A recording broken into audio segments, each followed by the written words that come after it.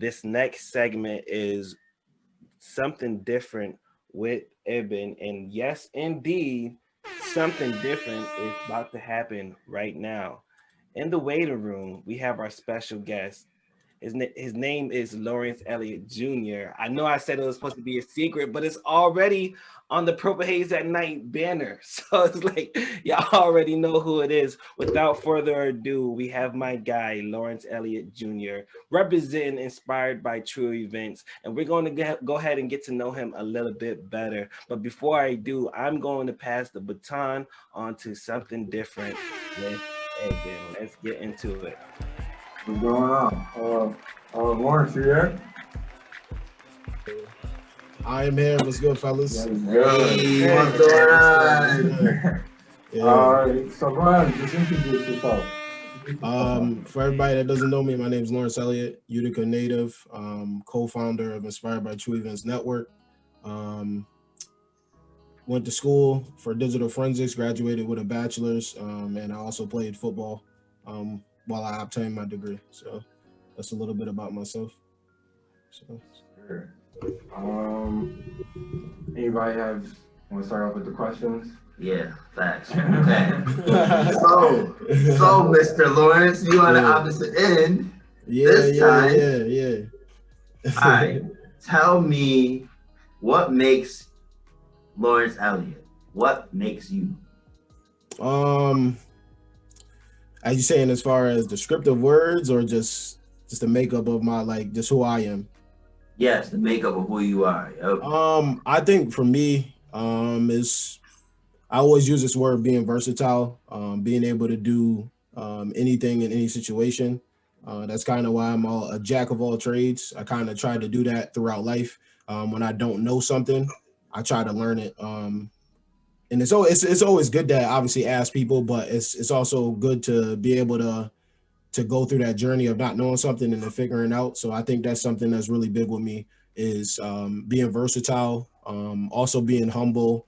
And another thing is probably helping other people out because I felt like I didn't have a lot of help from people that could help me when I was younger. So that's kind of something that I instilled in myself as growing up as a young man, as I am now 25, is being able to help other people. So I would say those things. Okay, solid. Yeah. I do have another question, but y'all came ready, huh? Okay, another question would be, this is about, I guess, your brand now, Inspired by True Events. Where do you see it going within the next 5 years? In the next 5 years, we always have, when you obviously you know too, because you got your own business and things like that, is you want to conquer the world.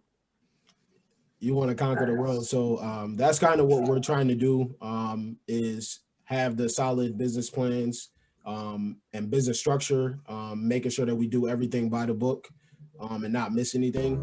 I would say in the next 5 years, I see us being bigger than a media platform. So this kind of is just the forefront or just the face of what we want to do. So right now, media is one of the biggest things because you got YouTube, Spotify, things like that. We good? Yeah. Okay. All right. All right, keep going. Yeah, so I see us in different sides of services and businesses. Just to name a few, we have some dreams of being in the cannabis business, being able to house people's content. We can potentially be able to help people through bringing their business plans to life. We want to be able to do any and everything. That's kind of what Inspired by True Events is. So that's kind of what we've talked about way back in school when I think I was a junior. 2015 is when the idea and the name kind of introduced itself. So with us, it's just being able to do everything. Kind of like how Disney's got A&E, they got ESPN, they got ABC. Like we want to be able to be on that type of level of, we want to get to where they're at. They got billions and billions, but we want to do something at a smaller scale and then continue to work on up. So that's kind of what we want to do. All right. So that kind of did answer my question. I was gonna ask here, but I'm gonna still ask anyways because I want you to more in depth if that's cool with you. So for the Purple Haze Nation, if you were to explain Inspired by True Events and how the story of how it started and the name itself, how would you explain to us? I think it's just I'm from New York. I went to school in Pennsylvania, and I'm really good friends. I consider my brothers now because we're obviously going down this business journey together. So they're not friends anymore. They're brothers, they're family.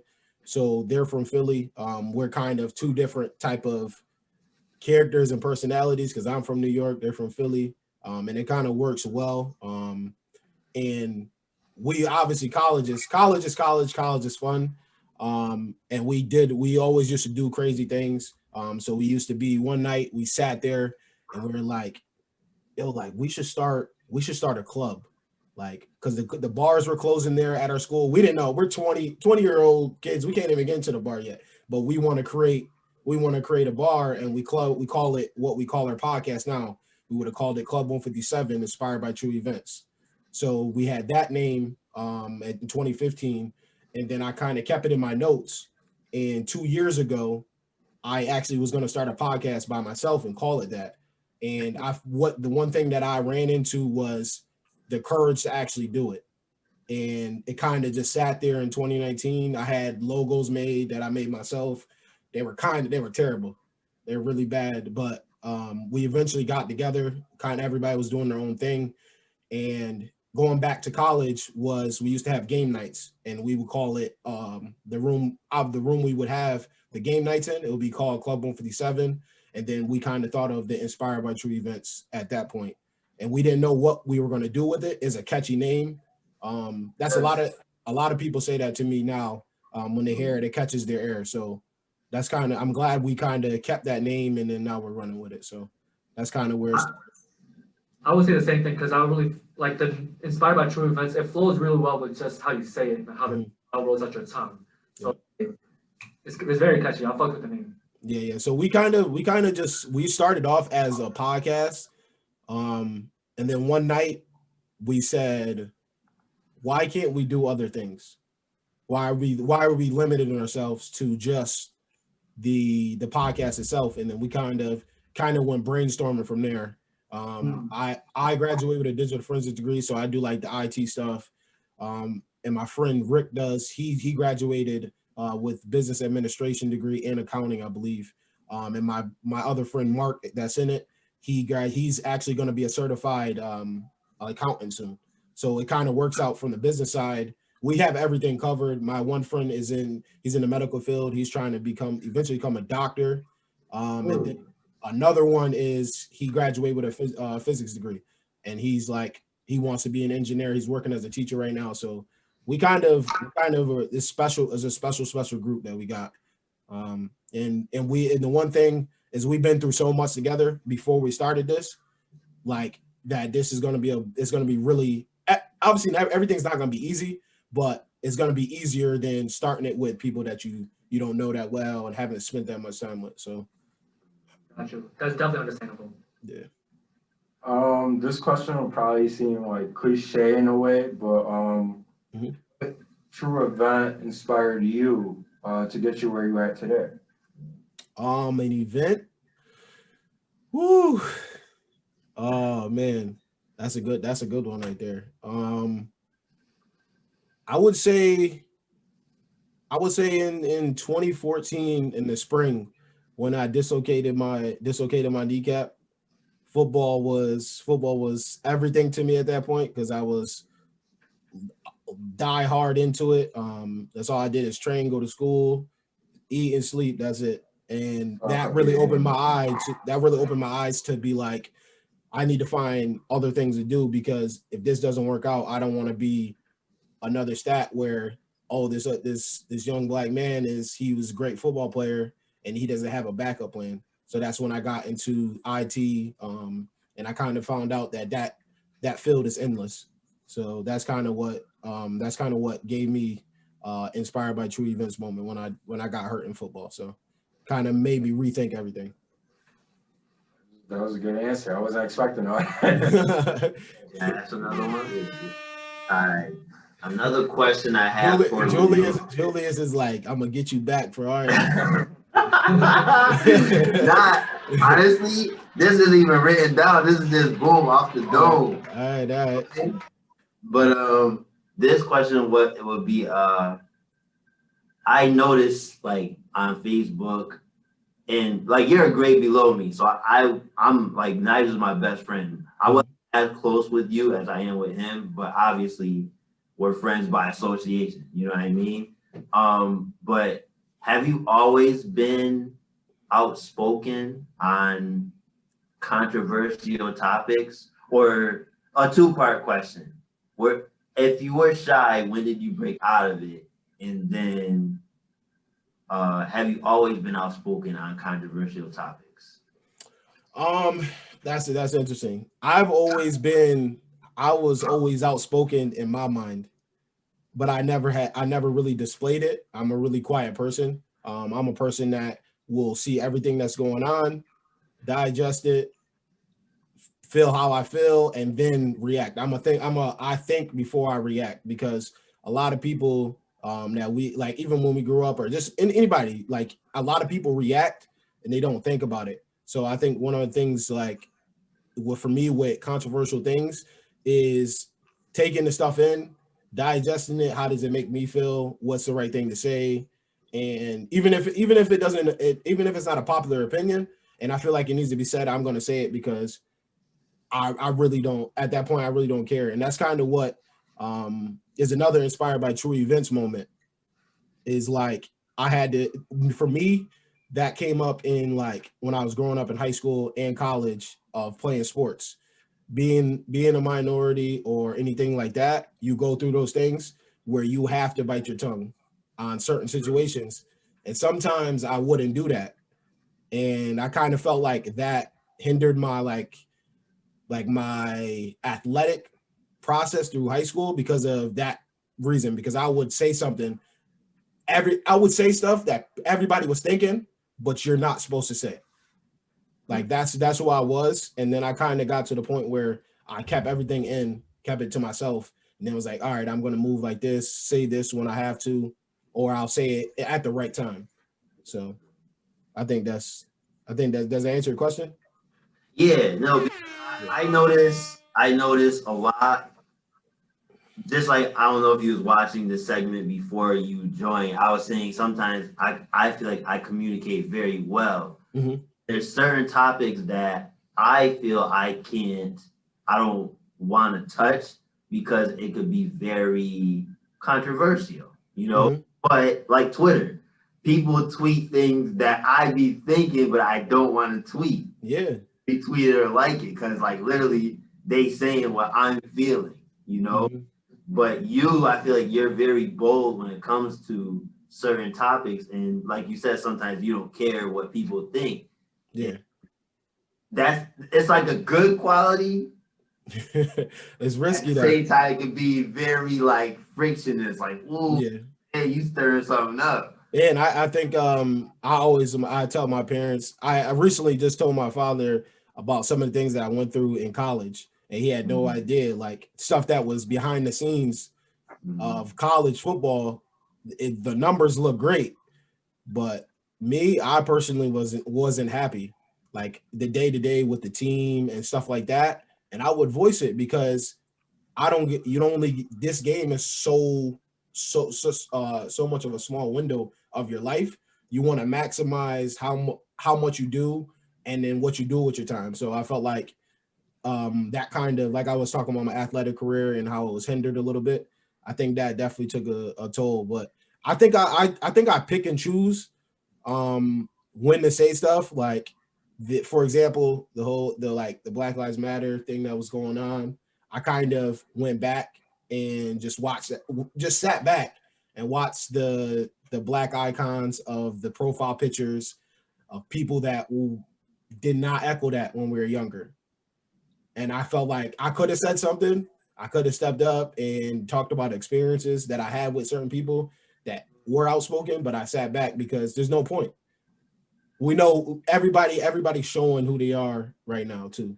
So that kind of goes to what's going on right now. You kind of see, especially with the storming of the Capitol, you see everybody coming out the woodwork. So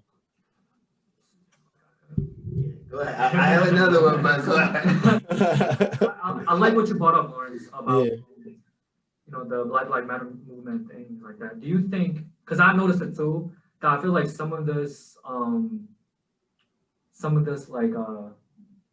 I feel like some like the Black Lives Matter movement, I feel like for some people it's just a trend, right? So what do you think? Yes. How some people aren't genuine about it? Some people are just doing it, probably, you know, being political correct, or they think that they are involved, but realistically, you don't put yourself in that situation of, you know, being in certain neighborhoods and how they're struggling, but you're watching from the outside.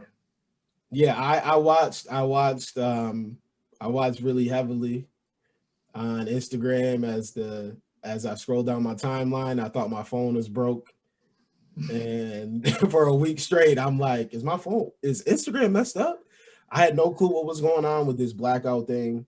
And then once I found out about it, I was like, all right, this is just a trend, because you saw shortly after that, it was the link in the bios, and then it was just the profile picture. Then it was the black out your whole profile, and it was just a trend. And I think it's unfortunate that what's going on is just a trend. You feel me? So it's really disappointing. It's really disappointing, to be honest.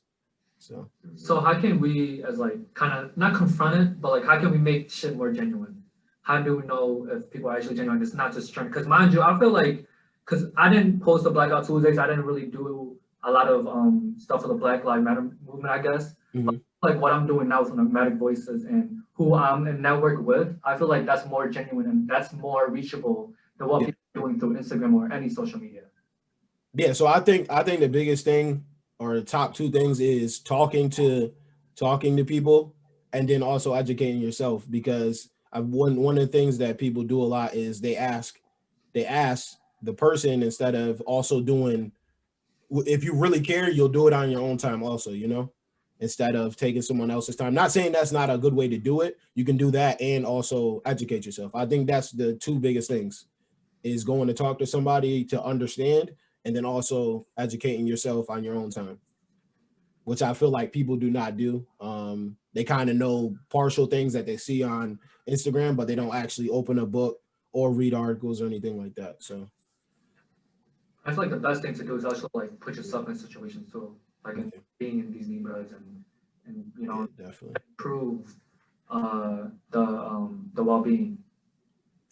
Well, just to add to that, I feel like you can be just as effective with the movements on social media, just like you could on person. Like just sharing the information, doing the blackout stuff, and being just actively remote with it. Like everybody has different things that they're doing in their daily lives that might consume their time. But I read like studies in college of actually that being a good thing. And just with this recent presidency with Trump, he used social media to his advantage to gain that energy. Yeah, he did. And then that cost him. Yeah, with the Capitol thing, man. He did that through social media. Yeah, he's off of Instagram, Facebook, and Twitter. I just want to say, like, the power is there. The power, yeah, it is, to be influential is there. You know what I mean? So I feel like that it has a balance. It's equally as important. Well, I think what Lawrence is trying to say, and what I'm kind of agreeing with him, is like, for some people, it's just a trend. Mm-hmm. You know what I mean? And it kind of sucks to see that yeah. You know what I'm trying to say? It's fake. It's fake. Yeah, I think what you're saying is true. And if people also do the work, they can do all the black. I had no problem with that. But if you're educating people at this point, or you're reaching out to people to understand what's going on and things like that, I feel like I'm all for that. I'm backing that up, because it shows that you care, versus putting a link in your bio or just doing the blackout and then that's it. You know? Yeah, because this dude, he will be arguing with people on Facebook. So funny.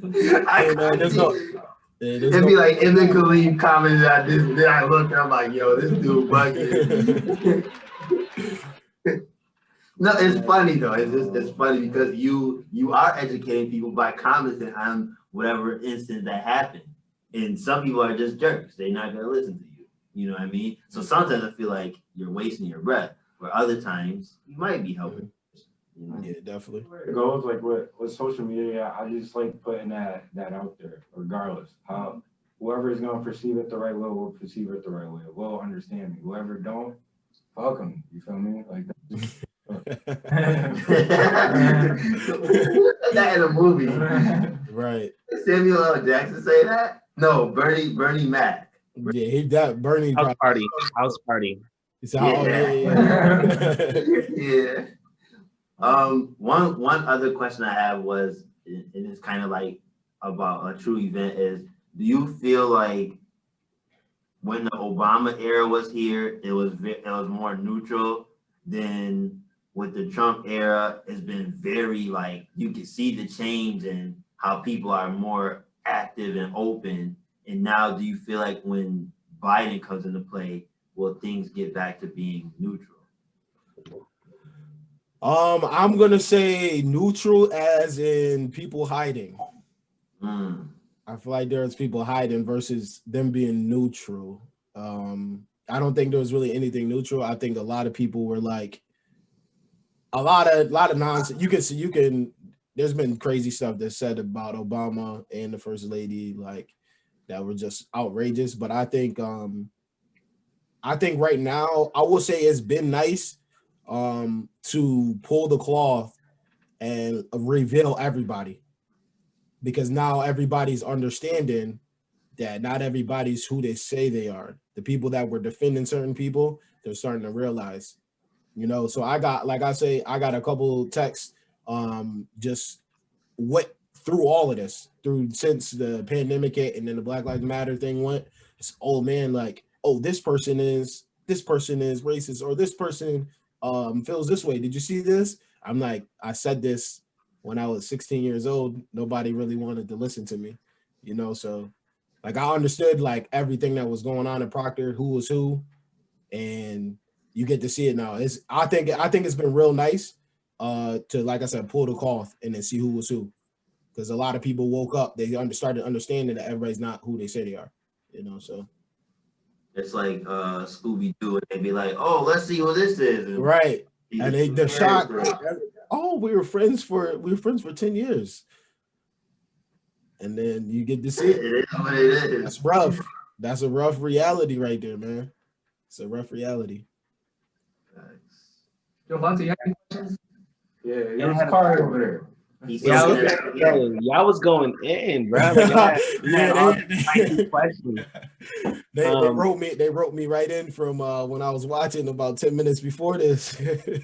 Exactly. I got two main questions. Mm-hmm. The first question, you was talking about Club 157, and I seen a video where you referred it to cabin fever, and I couldn't understand why. Okay. Oh, so what we did was that was our first in-person episode, and we were actually in a cabin in the woods in Pennsylvania. Really? Yeah. So we went it was a couple weeks ago, or I think it might be close to a month now, where we went in we went to a cabin outside of Harrisburg, and we just shot a whole bunch of content, and we're getting ready to meet up again and things like that in the next 2 weeks, and we got some special things coming for the people that do tune in. Cooking up some things. Sorry. All right. Now go ahead. Now I just want to know, are you still going to do it at that club with 157? That was a cool setup. Yeah, so that's what we're gonna do. When we do provide that podcast. So technically right now we do have for anybody, this is a good, I'm glad you asked this. So a lot of people think that it's just one big podcast. So I'll explain it to everybody. Anybody that does care, anybody that's watching. So the reason that network was added to it is we want it to be where you go on our channel or anywhere we have our content, and it's almost like you're flicking through the TV. So on Monday we got Boss Talk. Shout out to my boy Rick Rosario. He's co-founder with me. He brings on entrepreneurs on Monday. It's Monday 5 p.m. every Monday. He's got some special episodes coming up with some people that he has. Their CEOs. They have their own schools and things like that. Tuesday is What Inspires You. That is my series where I had Nigel, Julius. I would love to have you guys on also. That'd be something that I'm looking forward to. I got a couple episodes that are coming up from people that are from Utica that are going to be really, really good content. And then Wednesdays we have Air Fresh Customs. My boy Devon Cornish, he is a co-founder of IBTE Network also, and he goes and pretty much customize shoes on the channel. 5 to 10 minutes of the video. He's done Adidas, high top Air Forces, Jordan 1s. You guys should definitely check him out. He's super talented. And then Thursdays we have sports. Shout out to Neil Furtada, Kenny Lacey, and Phil He. Those guys, I cannot do it without them. I want to definitely give them a shout out because they make it happen. They're calling me, hey, we shooting this week. What's going on? What's going on? We shooting. I got the topics. So they keep me on my feet. And then Fridays will be just network related content and Club 157. So Club 157 is kind of just us, the co-founders, and we kind of go off the rails a little bit. You can kind of see that if you watch a couple episodes where we like to get onto. It's kind of like an open forum. We don't really have a particular topic we do. Then Saturdays we have Little Dreamers. Little Dreamers is going to be something that we are cooking up. I'm going to have my nephew and Rick's son, Amayas. They're going to be opening toys.